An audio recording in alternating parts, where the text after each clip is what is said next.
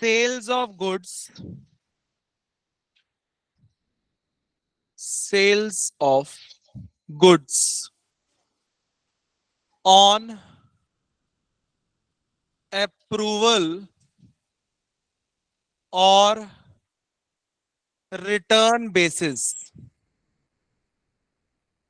अब ये चैप्टर का नाम आपको बहुत बड़ा दिख रहा होगा, बट ये एक ही चैप्टर है भैया, है ना।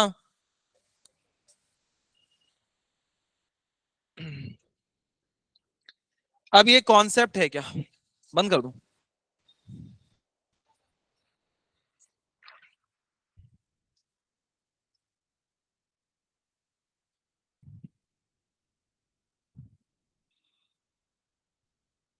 ये कॉन्सेप्ट है क्या, ध्यान से समझते हैं यार। आप सारे बच्चे फ्लिपकार्ट, amazon ये सब चीजों से अवेयर है ना? बहुत ज्यादा ही अवेयर होंगे। आपको क्या लगता है कि फ्लिपकार्ट, amazon ये जो है ये मेडिएटर है कि इनके पास खुद का सामान होता है? ऑफ कोर्स मेडिएटर है। ये कस्टमर को सेलर से मिलवाते हैं, इनका काम ही यही है कि सेलर, बेचने वाला कोई बैठा है अलग से, बहुत सारे दुकान इनसे टाई अप में कनेक्टेड रहते हैं और कस्टमर को क्या करते हैं, अपने सेलर से मिलवाते हैं। आप इनके प्लेटफॉर्म को यूज करके बुकिंग करते हो, वो आपके बिहाफ में सेलर ढूंढता है, जो भी नियरेस्ट सेलर है या जो भी सस्ते में दे रहा है, और उसी सेलर से क्या कर दिया उसने, आपका बुकिंग को फिक्स कर लिया और आप तक पहुंचा दिया। ठीक है, तो ये कॉन्सेप्ट ना इसी फ्लिपकार्ट और amazon पे बेस्ड है। अब ये फ्लिपकार्ट और amazon में ना एक प्रॉब्लम है। प्रॉब्लम क्या है, ध्यान से समझना। मान लो श्रेया यहां पे ऑर्डर करती है, कुछ कपड़ा ऑर्डर कर ली फ्लिपकार्ट से। फ्लिपकार्ट में कपड़ा अच्छा नहीं है ना, चलो इलेक्ट्रॉनिक्स ऑर्डर कर दे, मिंत्रा नहीं जाते। मान लो इलेक्ट्रॉनिक्स ऑर्डर कर दी श्रेया फ्लिपकार्ट से। उसने क्या किया, एक मोबाइल ऑर्डर कर दिया फ्लिपकार्ट से। उसने, फ्लिपकार्ट वाले ने क्या किया, एक सेलर ढूंढ निकाला और उस सेलर से इसके पास तक चीजों को क्या कर दिया, डिस्पैच कर दिया। अब श्रेया ने देखा कि यार ये उतना कुछ खास है नहीं, तो फ्लिपकार्ट वाला आपको क्या देता है, 7 डेज का रिप्लेसमेंट पॉलिसी, है कि नहीं है। अब उसको मजा नहीं आया का वो फोन, तो वो क्या कर दी, वापस कर दी। चलो फोन में अगर मान लो रिप्लेसमेंट पॉलिसी नहीं भी है, मैं उस पर्टिकुलर आइटम पे बात कर रहा हूं जिसमें रिप्लेसमेंट पॉलिसी होता है। तो श्रेया को वो फोन मजा नहीं आया, श्रेया ने क्या कर दिया, उस फोन को रिप्लेस कर दिया 7 दिन बाद। तो यार जिस बंदे ने बेचा था वो तो बड़ा खुश हो गया था, यार पैसे आ गए, पैसे आ गए, पैसे आ गए, सेल हो गया, सेल हो गया, सेल हो गया। लेकिन जब श्रेया ने उस चीज को क्या किया, रिटर्न किया, तो बड़ा उदास हो गया, भाई ये फोन तो वापस आ गया मेरे पास। अब फ्लिपकार्ट वाला थोड़ी ना रखेगा उस फोन को। फ्लिपकार्ट वाला क्या करेगा, उस सेलर को वापस कर देगा जहां से वो क्या किया था, बाय किया था, खरीदा था आपको देने के लिए। हाँ कि ना। तो यहां पे प्रॉब्लम क्या हो रही है पता है, कि जब आप सेल करते हो ना, तो वो सेल की कोई गारंटी नहीं है कि वो सेल क्या हो जाए, कंफर्म हो जाए। ऐसा भी हो सकता है कि 7 दिन के अंदर वो गुड्स क्या हो जाए, वापस आ जाए, अगर मान लो सामने वाले को मजा नहीं आया तो। अगर 7 दिन के अंदर वापस आ जाता है तो क्या वो सेल एग्जीक्यूट हो पाया, नहीं हो पाया। तो हमको मजे नहीं लेना है, 7 दिन तक अपने को क्या करना पड़ता है, वेट करना पड़ता है कि भैया मान लो कंफर्मेशन आ जाए कस्टमर से। अगर 7 दिन तक श्रेया कुछ भी नहीं करती है तो क्या मान लिया जाएगा कि वो गुड्स क्या हो चुका है, कंफर्म हो चुका है, सेल हो चुका है। हाँ कि ना। और अगर 7 दिन के अंदर रिटर्न कर देती है तो मान लिया जाएगा वो गुड्स कभी सेल हुआ ही नहीं और वो गुड्स क्या हो चुका है, वापस आ चुका है। This sale is different from normal sales. Normal sales में क्या होता है, आप बेचे, पैसा लिए, वापस थोड़ी लोगे, फिर वापस लेना ही नहीं अपने। अब ये वाला सेल क्या है, डिफरेंट है, यहाँ पे आपको लेना ही पड़ेगा, क्योंकि यहाँ पे क्या हो रहा है, 7 डेज का रिप्लेसमेंट पॉलिसी। तो अब अगर आप इस हेडिंग को पढ़ोगे ना, थोड़ा सा समझ में आएगा कि हमने सेल ऑफ गुड्स किया अप्रूवल के लिए, मतलब अप्रूवल के लिए चीजें क्या है, रुकी हुई है। और रिटर्न बेसिस, रिटर्न बेसिस का मतलब क्या है कि वो चीजें वापस भी हो सकती है, रिटर्न भी हो सकती है। उस पर्टिकुलर सिचुएशन में हम अकाउंटिंग कैसे करेंगे, पूरा मुद्दा क्या है, अकाउंटिंग का। हम अकाउंट्स पढ़ रहे हैं ना, उस पर्टिकुलर सिचुएशन में हम अकाउंटिंग कैसे करेंगे वो हमको सीख के चलना है। आई बात समझ में। मान लो अपन एक डायग्राम लेते हैं, amazon ले ले क्या, चलो amazon ले लेता हूं, और यहां पे मैं ले लेता हूं श्रेया को, श्रेया को बना देता हूं, ठीक है। देख मैं नाम गलत ले ले रहा हूं, तो ये तेरा कोई कोई दूसरा श्रेया होगा, ठीक है। हाँ अरे अब समझी। अब यहां पे क्या हो गया, शॉप। अब श्रेया ने क्या किया, amazon को क्या किया, एक ऑर्डर फिक्स किया। ऑर्डर क्या था, मोबाइल। amazon क्या किया बताओ, amazon ने दुकान वाले को ऑर्डर दे दिया कि भैया श्रेया को क्या चाहिए, मोबाइल चाहिए, ठीक है। तो शॉपकीपर क्या किया, amazon वाले के हब में जाके पैसे डिलीवर कर दिया, या amazon का जो बंदा था वो दुकान वाले से उठा के उसके हब में दे दिया। अब amazon के हब से कहां चला गया है वो चीज, श्रेया के पास। यहां पे 7 डेज का क्या होता है बताओ, रिप्लेसमेंट पॉलिसी। श्रेया ने उसे यूज किया, उसको वो फोन मजा नहीं आया, तो श्रेया ने क्या किया, रिटर्न के लिए रिक्वेस्ट डाल दिया। तो श्रेया ने किसको रिटर्न किया बताओ, अब वो तो दुकानदार को जानती नहीं है। अब अमेजोन वाला उस मोबाइल को अपने पास थोड़ी ना रखेगा, वो क्या करेगा, वापस इस दुकानदार को क्या कर देगा, रिटर्न कर देगा। अब प्रॉब्लम किसके लिए है, प्रॉब्लम इस दुकानदार के लिए है कि भैया मैं इसकी अकाउंटिंग कैसे करूं, मैं इसे सेल मानू कि सेल ना मानू, हाँ कि ना। प्रॉब्लम किसके लिए है, प्रॉब्लम दुकानदार के लिए। हम दुकानदार के पॉइंट ऑफ व्यू से पढ़ रहे हैं, हम अमेजोन के पॉइंट ऑफ व्यू से नहीं पढ़ रहे कि भाई अमेजोन को क्या प्रॉब्लम हो रहा है, हमको उससे मतलब भी नहीं है। ना हम कस्टमर के पॉइंट ऑफ व्यू से देख रहे हैं, हम किसके पॉइंट ऑफ व्यू से देख रहे हैं, उस दुकानदार के पॉइंट ऑफ व्यू से देख रहे हैं जो किसमें चीजों को बेच रहा है, अमेजोन के थ्रू चीजों को बेच रहा है। वो दुकानदार अपने बुक्स में चीजों को कैसे रिकॉर्ड करेगा, हमको वो समझ के चलना है, ठीक है। लिख लें फटाफट। हम्म,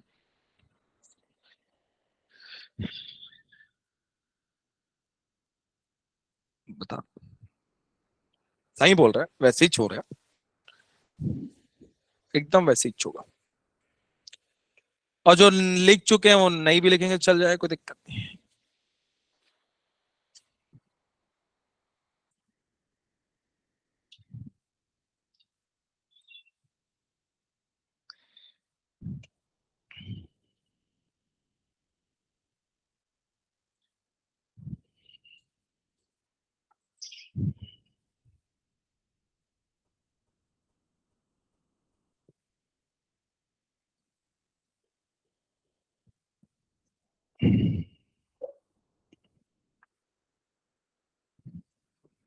बात नहीं करना है।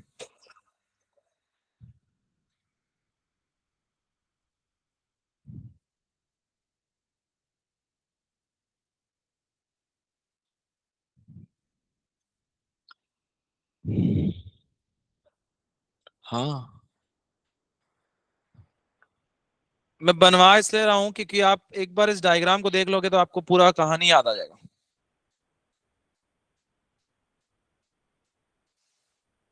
क्या बोल रही है,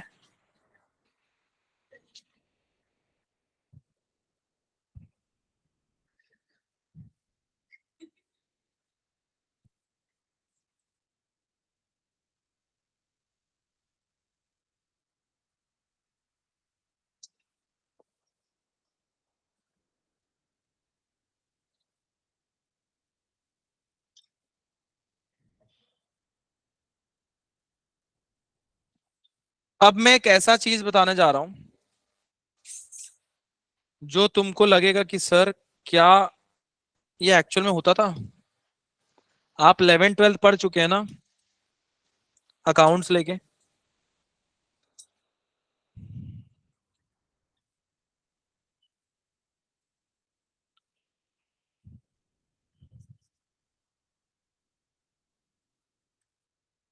लिख लिया, अब समझना बात। जब हम गुड्स को सेल करते हैं उसकी एंट्री क्या होती है, cash account debit to sales. सारे बच्चे यही एंट्री मारते आ रहे बचपन से। लेकिन क्या आपको पता है कि सेल्स की एंट्री कब पास करते हैं? इसको डील करता है अकाउंटिंग स्टैंडर्ड नंबर 9। अरे हर चीज को तू थोड़ी ना डील करने लगेगा। तो अकाउंटिंग स्टैंडर्ड नंबर 9 क्या बोलता है? Revenue recognition. अगर आपने व्हाट्सएप चेक किया तो मैंने उसे सेंड भी किया हुआ है। अकाउंटिंग अभी देखना नहीं है, बताऊंगा। अभी फिलहाल ट्रस्ट करके सुन लो मेरी बात कि मैं सही बोल रहा हूँ। हाँ, तो अकाउंटिंग स्टैंडर्ड नंबर 9 क्या बोलता है कि आप सेल कब मानोगे?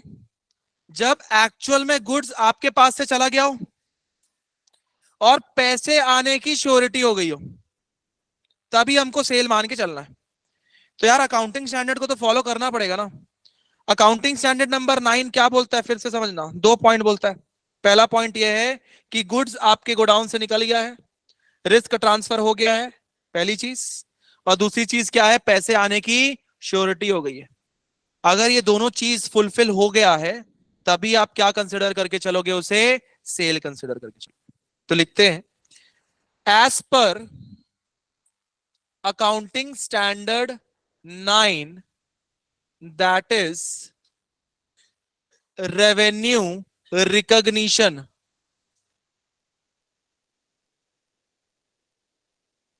Sales is recorded. रिकॉर्डेड मतलब जर्नलाइज।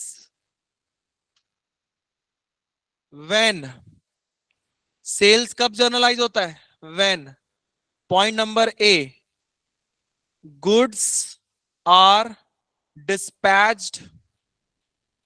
गुड्स अगर आपके गोडाउन से चला गया है, या फिर risk is transferred, risk transfer हो चुका है। And second, there is surety of receiving money.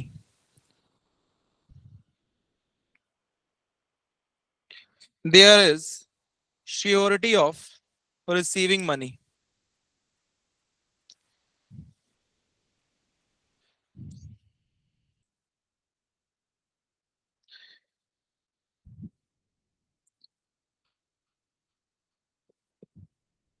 बोलो, AS9 क्या बोलता है भाई? बताओ कि सेल्स कब रिकॉर्ड करना है अपने को? सेल्स की जर्नल एंट्री कब करनी है अपने को? जब गुड्स एक्चुअल में क्या हो चुका है? डिस्पैच हो चुका है, हमारे गोडाउन से निकल चुका है। एंड दूसरा चीज, दूसरा कंडीशन भी फुलफिल होना जरूरी है, पैसा मिलने की श्योरिटी हो जाए। हाँ कि ना? पैसा मिलने की क्या हो जाए? श्योरिटी हो जाए। तो इस वाले केस में आओ, इस वाले केस में देखो भाई, दुकानदार ने सेल तो कर दिया, गुड्स तो डिस्पैच हो गया, बट क्या पैसे मिलने की श्योरिटी है? तुम बोलोगे सर पैसा तो मिल गया है। तो बेटा पैसा मिला जरूर है, लेकिन वो पैसे को रिटर्न भी करना पड़ सकता है इन 7 डेज। 7 दिन के अंदर उस पैसे को क्या करना पड़ सकता है? रिटर्न भी करना पड़ सकता है। तो यार पहला कंडीशन तो फुलफिल हो जा रहा है कि गुड्स हमारे गोडाउन से क्या हो जा रहा है? डिस्पैच हो जा रहा है। बट सेकेंड कंडीशन थोड़ा सा डगमगा रहा है। मेरे इस कंडीशन को देखो, इस बिजनेस मॉडल को देखो। इस बिजनेस मॉडल में एक सेकंड कंडीशन क्या हो रहा है? डगमगा रहा है कि यार 7 दिन तक पैसे की श्योरिटी नहीं है, क्या पता उस पैसे को क्या करना पड़ जाए? रिटर्न करना पड़ जाए। तो क्या दुकानदार सेल की एंट्री मार पाएगा? क्या नहीं मार पाएगा, क्योंकि अगर सेल की एंट्री मारनी है तो ये दोनों कंडीशन फुलफिल होना जरूरी है। तो यहां पे प्रॉब्लम समझ में आ रहा है कि नहीं आ रहा? सब बच्चों को बताओ। AS9 प्रॉब्लम है। AS9 ने अपना एक स्टैंड ले लिया और स्टैंड का सॉल्यूशन नहीं दिया, दैट इज प्रॉब्लम। हाँ कि ना? तो उस प्रॉब्लम को सारे बच्चे समझ गए। अब मैं चीजों को ना केस वाइज डिस्कस करके चलूंगा। जैसे मैं 2-3 केसेस बनाऊंगा। आमिर भी जैसे बोल रहा था कि भाई इसको ऐसे ऐसा ट्रीट करके चलो। तो अगर हम सबसे पहला केस डिस्कस करके चले, that is case number 1। Case wise अगर मैं डिस्कस करके चलूंगा तो चीजें थोड़ी सी समझ में आएगी। मान लो मैंने गुड्स सेंड किया कस्टमर को 1 मार्च 2022, यहां पे मैंने क्या कर दिया, गुड्स क्या कर दिया, सेंड कर दिया कस्टमर को, कस्टमर फॉर अप्रूवल। हाँ कि ना, कितने का गुड्स सेंड कर दिया, मान के चलो 1 लाख रुपए का मैंने क्या कर दिया, गुड्स सेंड कर दिया। अब मेरा ईयर एंड कब होता है बताओ, 31 मार्च 2022। अब मैंने उसको कितने टाइम का वो दिया बताओ, अप्रूवल का टाइमिंग कितना दिया मैंने उसको, 7 डेज। मैंने उसे 7 दिन का टाइम दिया कि भैया 7 दिन के अंदर बता देना कि अप्रूवल कर रहे हो कि नहीं कर रहे हो। ठीक है, तो 7 दिन एक्सपायर कब हो रहा है, 7 दिन एक्सपायर कब हो रहा है, मान के चलो 8/3/2022। 8/3/2022 से पहले मान के चलो 7 तारीख तक कस्टमर के पास दो ऑप्शन है। ऑप्शन नंबर 1 क्या कर ले बताओ, उस गुड्स को एक्सेप्ट कर ले। ऑप्शन नंबर 2 उस गुड्स को क्या कर दे, रिटर्न कर दे। अब मैं आपसे पूछना चाहता हूं कि आप क्या एंट्री पास करवाएंगे बुक्स में, कौन से स्टेज में एंट्री पास कराएंगे। स्टेज नंबर 1 जब गुड्स सेंड हुआ, स्टेज नंबर 2 जब गुड्स एक्सेप्ट हुआ, स्टेज नंबर 3 जब गुड्स रिटर्न हुआ।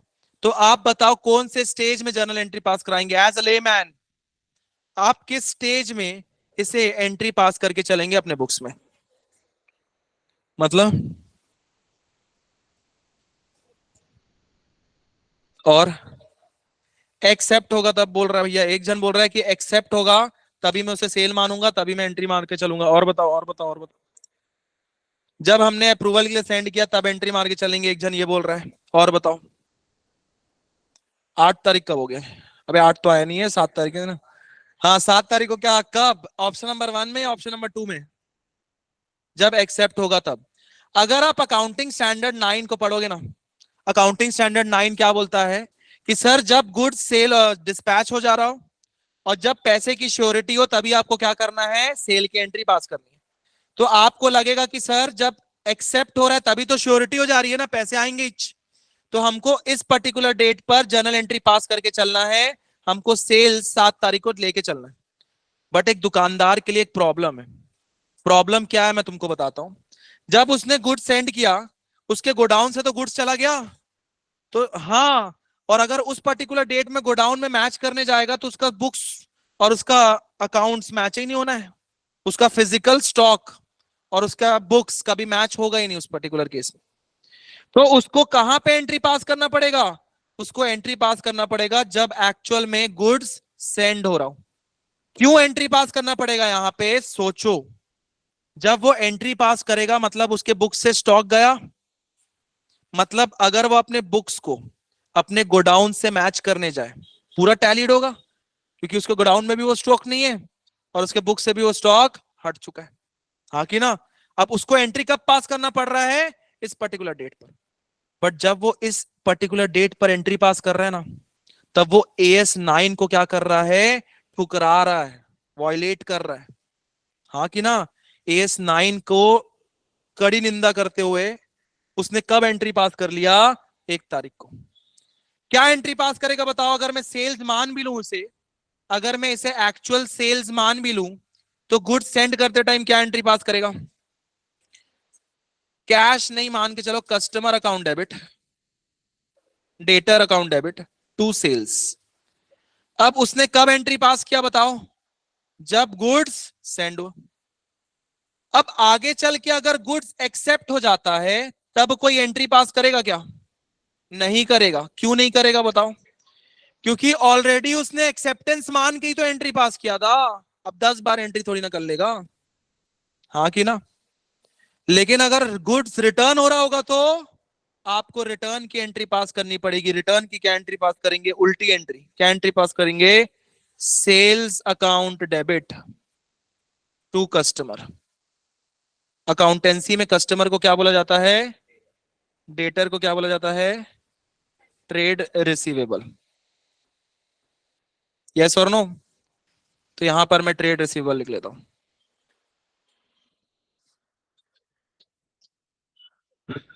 सुनना बात, 2 मिनट। अब एक बात बताओ, हमने एंट्री मारा कब? 1 तारीख को। क्यों एंट्री मारा 1 तारीख को? ताकि गोडाउन में पड़ा हुआ स्टॉक मेरे बुक से क्या हो जाए, मैच हो जाए। इसलिए मैंने एंट्री कब मार दिया? 1 तारीख को। बट 1 तारीख को एंट्री मारना is clear cut violating our accounting standard. Accounting standard 9 जो बोलता है, हमने उसको ठुकराते हुए इस एंट्री को मारा है। ठीक है। और अगर मान लो गुड्स एक्सेप्ट हो जाता है तो कोई दिक्कत नहीं है, और अगर गुड्स रिटर्न होता है तो अपने को उल्टी एंट्री मारनी है। Sales account debit to trade receivables लिख सकते हो, या फिर sales return account debit to trade receivables लिख सकते हो। जो भी लिखना है आपको रिटर्न के टाइम पे वो लिखना पड़ेगा, कोई दिक्कत है? अब उससे पैसा लेना नहीं है ना भैया, यहाँ पे उससे पैसा लेना था तो ट्रेड रिसीवेबल्स को डेबिट किया। भाई ट्रेड रिसीवेबल्स को डेबिट किया क्योंकि पैसा लेना था। अब यहाँ रिटर्न हो गया। अरे नहीं भैया, ट्रेड रिसीवेबल्स को जब डेबिट किए हो तो ट्रेड रिसीवेबल्स को ही तो क्रेडिट करोगे, हाँ कि ना? अब जब रिटर्न हो रहा होगा तो अपने को ये एंट्री पास करके चलनी है, बात खत्म। अब बताओ, मेरे अकाउंटिंग ईयर खत्म होने तक क्या मैंने अकाउंटिंग स्टैंडर्ड्स को वायलेट किया है? नहीं किया। पहले किया था, फिर लेकिन क्या हो गया, बाद में रिटर्न हो गया तो मैंने क्या कर दिया, उसे रिवर्स कर दिया, कैंसिल कर दिया। तो ईयर एंड में क्या मेरा अकाउंटिंग स्टैंडर्ड 9 इज वायलेटेड? नहीं। थोड़े देर के लिए वायलेट हुआ था, but at the year and वो चीजें क्या हो गई, सुधर गई। यस। हाँ, अगर मान लो ये दोनों में से कोई एक ही एंट्री आनी है। हाँ, खुशी का कहना है कि सर अगर मान लो ये इसने एक्सेप्ट कर लिया तो मेरा अकाउंटिंग स्टैंडर्ड्स गड़बड़ा ही रहा है। तो बेटा हम हमेशा अकाउंटिंग स्टैंडर्ड चीजें फॉलो हो रही है नहीं हो रही है ना, कब चेक करते हैं पता है? ईयर एंड में। अब तुम खुद सोचो, अगर ईयर एंड से पहले चीजें क्या हो चुकी है, एक्सेप्ट, एक्सेप्ट हो गया मतलब सेल्स की एंट्री तो पड़ चुकी ना। तो एट द ईयर एंड वो मेरा अकाउंटिंग स्टैंडर्ड नंबर 9 अभी भी फुलफिल हो रहा है। ईयर एंड में देखो ना, 31 मार्च में, क्या 31 मार्च तक क्या चीजें सुधर गई? बिल्कुल सुधर गई। कैसे सुधर गई? भाई सेल्स की एंट्री पढ़नी तो थी, बस डेट ही तो गलत है। अब इधर डेट मारो या इधर एंट्री मारो, पढ़नी तो थी सेल्स की एंट्री, और सेल्स की एंट्री हमने मारी दी है। अगर तुम एक्सेप्टेंस में मारते तो भी तो सेल्स की एंट्रीज पड़ती। अब तुमने गुड सेंड करते टाइम मारा तो अभी तो क्या पड़ा, सेल्स की एंट्रीज पड़ी। तो एट द ईयर एंड चीजें सुधर चुकी है। यस।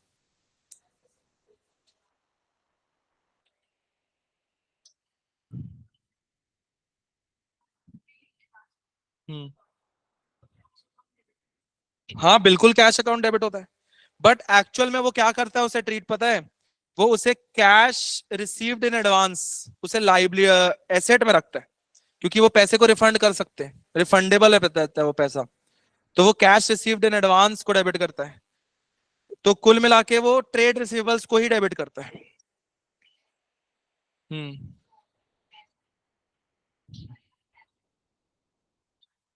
इसी टाइम पे कैश रिसीव हो जाता है। कैश रिसीविंग की एंट्री अलग होती है, ध्यान से सुनना। मैंने पहली एंट्री क्या मारा, trade receivables debit to sales. यहां पे मैंने कैश रिसीव नहीं किया, यहां पे मैंने ट्रेड रिसीवेबल्स को क्या कर दिया, खड़ा कर दिया। सेकेंड एंट्री जब पैसा मिलेगा तो क्या एंट्री पास करेगा, cash account debit to trade receivables. मैं इस एंट्री की बात ही नहीं कर रहा हूं।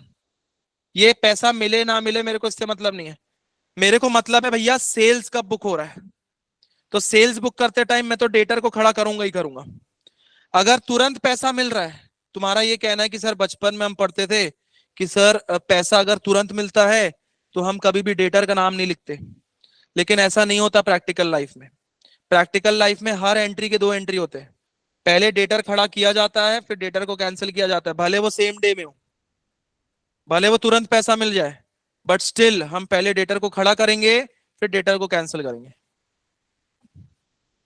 सेकेंड एंट्री में हुआ ना, अगर पैसा मिल गया तो, अगर पैसा मिल गया तो सेकंड एंट्री में कैंसिल हो गया। नहीं, वो एंट्री की बात ही नहीं कर रहा हूं मैं, कैश रिसीविंग की एंट्री बात ही नहीं कर रहा हूं।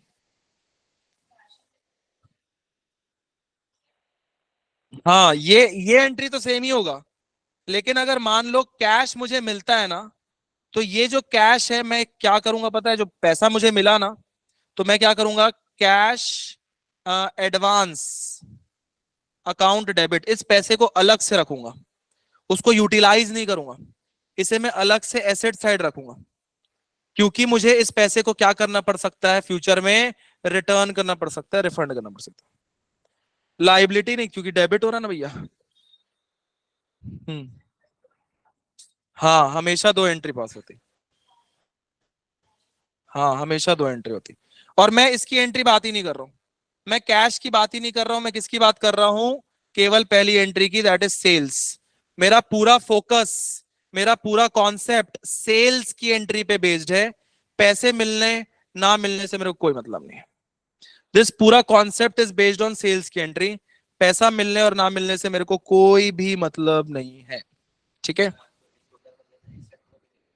हाँ, तो यार देखो, कहानी में क्या बोलना चाह रहा हूं, केस नंबर 1 समझना।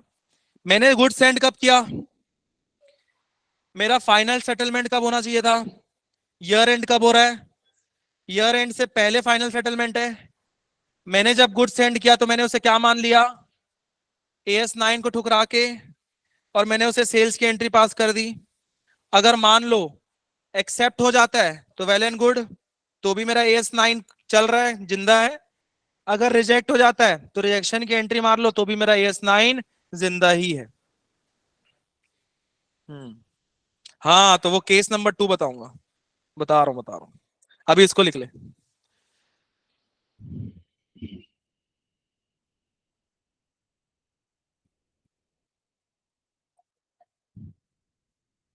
हाँ हाँ हाँ, पूरा लिखूंगा, पहले इसको बना तो लो।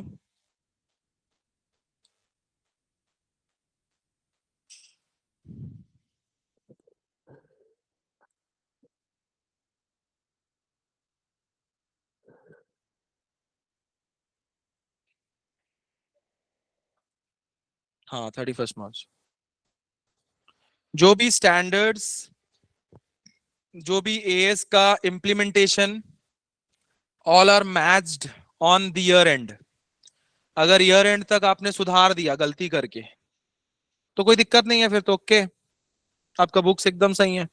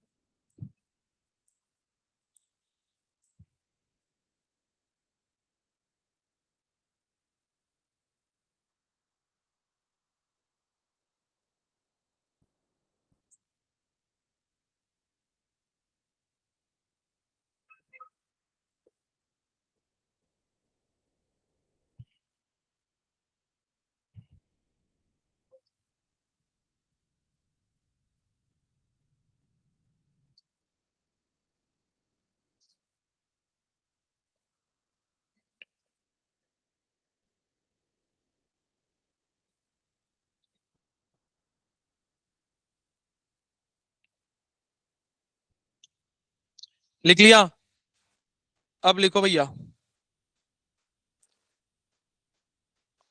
Observation.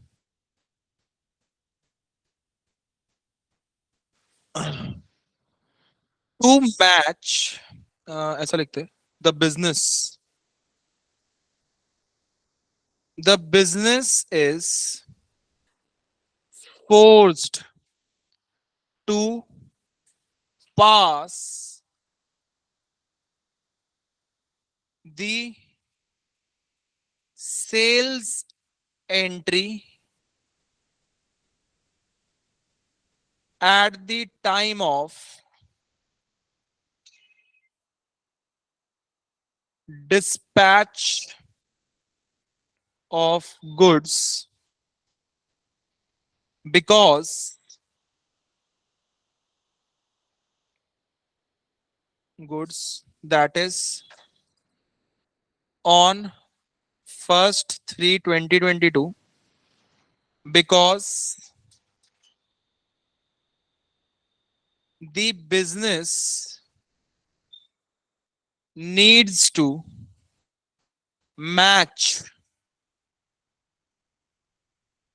the stock with its books of accounts.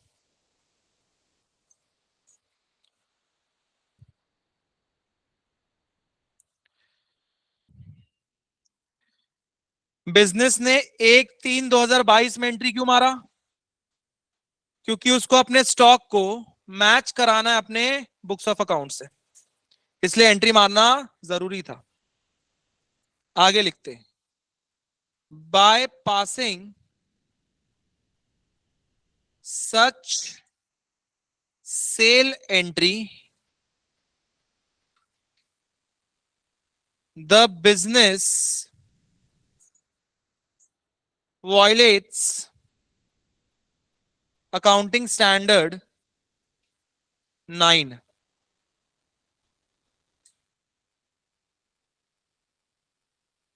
ठीक है, आगे लिखेंगे,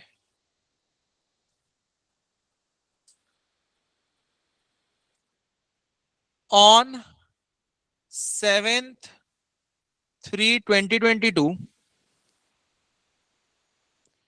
if goods are accepted, then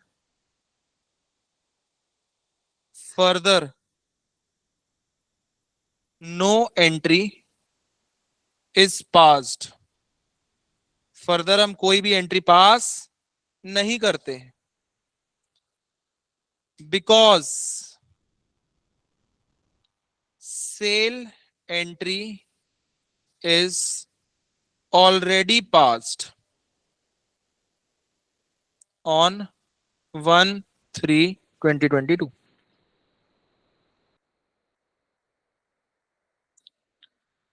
next, नहीं एक लास्ट,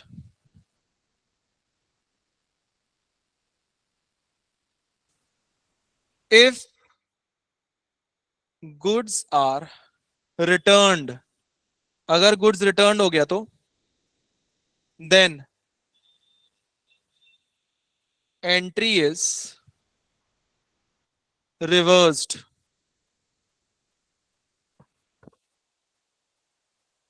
फिर लास्ट में पैराग्राफ चेंज करके, by doing so at the year end, at the year end, the business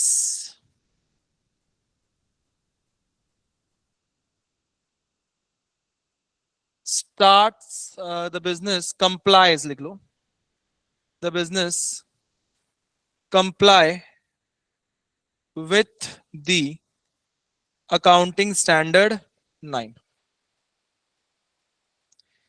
ऐसा कर लेने से साल के अंत में बिजनेस अकाउंटिंग स्टैंडर्ड नंबर 9 को वापस से क्या करने लगता है? फॉलो करने लगता है।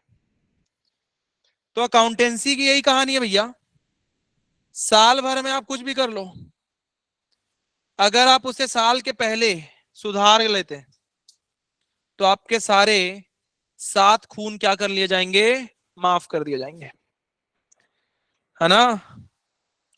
बस कंडीशन ये है कि साल के पहले आप क्या कर लो, उसे सुधार कर लो, तभी आपके 7 खून माफ कर दिए जाएंगे।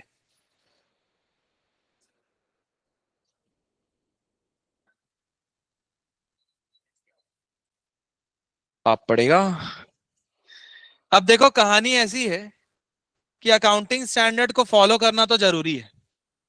गिने चुने 5 अकाउंटिंग स्टैंडर्ड्स ऐसे हैं जो हर किसी को फॉलो नहीं करने होते, बट 28 अकाउंटिंग स्टैंडर्ड्स में से 23 अकाउंटिंग स्टैंडर्ड्स तो हर किसी को फॉलो करने। अगर कोई भी बिजनेस अकाउंटिंग स्टैंडर्ड फॉलो नहीं करता तो ऐसा कोई इंप्लीमेंटेशन नहीं है, पनिशमेंट नहीं है। लेकिन पनिशमेंट कहां पे पड़ेगी मैं बताता हूं आपको, इनकम टैक्स में। इनकम टैक्स में कैसे पनिशमेंट पड़ेगी? इनकम टैक्स में आपको टैक्स पटाना होता है। अब टैक्स कैसे पटाएगा इंसान? अकाउंटिंग करके, प्रॉफिट निकाल के, उसी के बेसिस पे तो टैक्स निकालेगा। अब अगर उस बंदे ने अकाउंटिंग ही गलत किया है, अकाउंटिंग को एएस के हिसाब से चला ही नहीं है, तो प्रॉफिट भी गलत निकाला है। अब प्रॉफिट गलत निकाला है मतलब टैक्स गलत पटाया है, टैक्स गलत पटाया मतलब उसको पड़ेगा मोदी जी से बत्ती। हाँ कि ना? टैक्स तो सेंट्रल गवर्नमेंट का होता है। तो यार सेंट्रल गवर्नमेंट में टैक्स गलत निकाल लिया उसने मतलब, तो इसका इंप्लीमेंटेशन ऐसे कोई डायरेक्टली आपका गला नहीं दबाने आ जाएगा, लेकिन इसका इंप्लीमेंटेशन ना टैक्सेशन पॉइंट ऑफ व्यू से बन जाता है।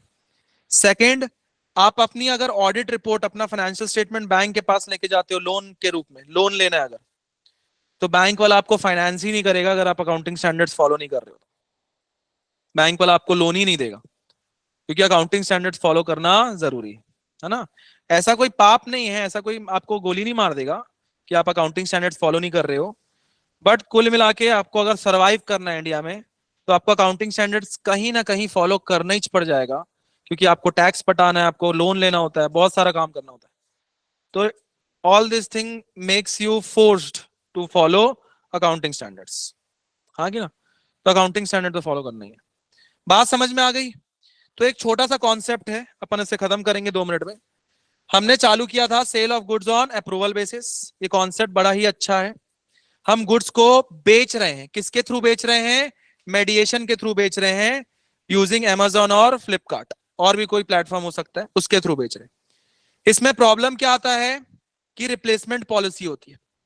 तो इस पर्टिकुलर केस को हम कैसे डील करें? तो हमने देखा भाई अकाउंटिंग स्टैंडर्ड नंबर 9 क्या बोलता है कि जब गुड्स डिस्पैच हो जाए और सेकेंड चीज श्योरिटी हो जाए पैसे आने की, तभी अपने को क्या पास करना है? सेल्स की एंट्री। बट इस पर्टिकुलर केस में क्या हो रहा है कि जब मैं गुड्स डिस्पैच कर रहा हूं, अगर मैं एंट्री तब नहीं मारूंगा तो मेरा गोडाउन में पड़ा हुआ स्टॉक और मेरे बुक्स में पड़ा हुआ स्टॉक दोनों मैच नहीं खाएंगे। तो मेरे को क्या करना पड़ रहा है? एंट्री पास करनी पड़ रही है फोर्सफुली, मुझे इस डेट पे एंट्री पास करनी पड़ रही है। ठीक है? तो जैसे ही मैं इस डेट पे एंट्री पास किया तो मेरा अकाउंटिंग स्टैंडर्ड 9 क्या हो गया? वायलेट हो गया, गड़बड़ हो गया। अब उसको सुधारे कैसे? अगर ईयर एंड से पहले रिटर्न हो जाता है तो रिवर्स एंट्री कर दूंगा, और अगर रिटर्न नहीं होता, एक्सेप्ट हो जाता है, तो मैं एडिशनल कोई एंट्री पास नहीं करूंगा। ऐसे कर लेने से ईयर एंड से पहले मेरा सब चीज क्या हो गया है? रेक्टिफाइड। मेरा पूरा बिजनेस क्या फॉलो करने लगा है? Accounting standard number 9। This case number 1 is very simple. कोई दिक्कत? हाँ, ये जो प्रॉब्लम है केवल उन्हीं के लिए है जो फ्लिपकार्ट अमेजोन में डीलिंग करता है, बाकी किसी के लिए नहीं है। हाँ बिल्कुल यार, देखो ये उस शॉप्स के लिए भी है, जैसे कि ऋषभ एंड आमिर बोल रहे हैं कि ऐसे बहुत सारे शॉप्स होते हैं जो आपको ना रिटर्न बेसिस पे गुड्स सप्लाई करते हैं। जैसे कि फॉर एग्जांपल, मैं जैसे मान लो एक पर्सनलाइज्ड कंप्यूटर लेना चाहता हूँ, और वो पर्सनलाइज्ड कंप्यूटर मान लो बहुत महंगा है, 10 लाख 20 लाख का है। तो यार ऐसा तो होगा नहीं ना कि बेच दिया तो वापस नहीं कर सकते।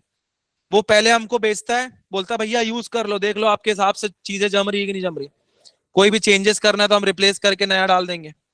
तो यार जो भी बड़े बड़े चीजें होती है, असाइनमेंट बेस्ड होता है ना, तो वो कहीं ना कहीं रिप्लेसमेंट बेसिस पर ही रहता है, उनके लिए भी एप्लीकेबल हो जाता है। ठीक है? तो आज के लिए इतना ही है, बाकी अपन कल करेंगे। धन्यवाद, बाय बाय।